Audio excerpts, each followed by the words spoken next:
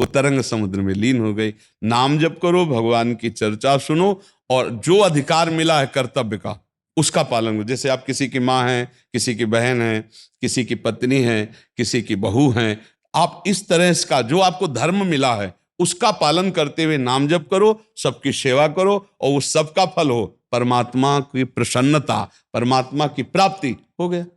इस तरह से परमात्मा प्राप्ति की जाती है। नहीं तो गृहस्थी में कोई ऐसा थोड़ी कि रात दिन माला लेके एकांत हुए, नहीं। जब बेलना चल रहा है ना रोटी में, तो राधा राधा राधा, ले झाड़ू चल रहे, राधा राधा राधा, सास ससुर की सेवा कर रहे, राधा राधा राधा, खूब मंदिर में पानी चढ़ा रहे हो, बूढ़े माता पिता बैठे हैं उनको भोजन नहीं दे रहे हो, मंदिर वाले ठाकुर जी पानी स्वीकार नहीं करेंगे, क्योंकि वो उनमें बैठे ठाकुर जी भूखे इंतजार कर रहे हो, तुम में बैठे रहो।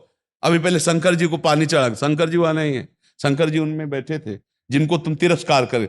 पति ही परमेश्वर वो उसमें बैठा हुआ है, सास ससुर में परमेश्वर बैठा हुआ है, परिवार में बैठा हुआ है, इनको बनाओ भगवान के भाव से, उनको पाओ, बढ़िया भोग लग गया। उनके कपड़ा धो दो, वयोवृद्ध हैं उनकी सेवा कर दो, भगवान प्रसन्न हो जाएंगे।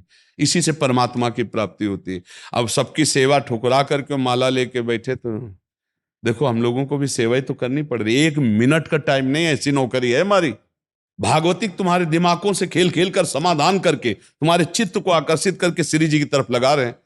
शरीर से खेलना सहज है, दिमाग को ट्रांसफर करना बहुत कठिन बात है। हम आपको देख रहे हैं, आपसे बात कर रहे हैं, इतने केवल नहीं है, हमारा पूरा पावर आपके साथ लगा हुआ है।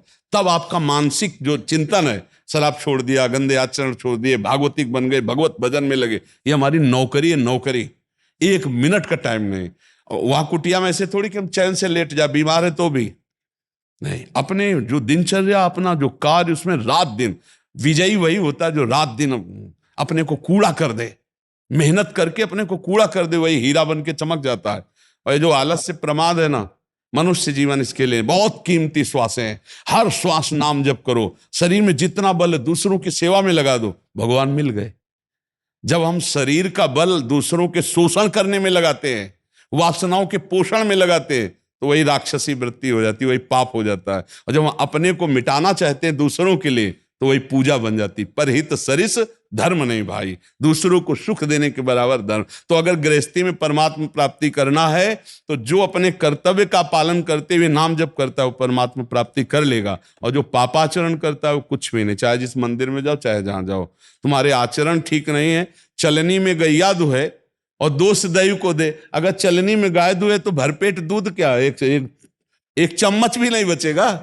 तो ऐसे ही तुम्हें लग रहा है कि हम बड़ा पुण्य कर रहे हैं मंदिर जाके, और घर में बूढ़े माता पिता परिवार के सदस्य अपमानित होते हैं तुम्हारे द्वारा, दुख पा रहे हैं, तो मंदिर में कोई लाभ नहीं मिलने वाला। अगर वही सुधार कर लो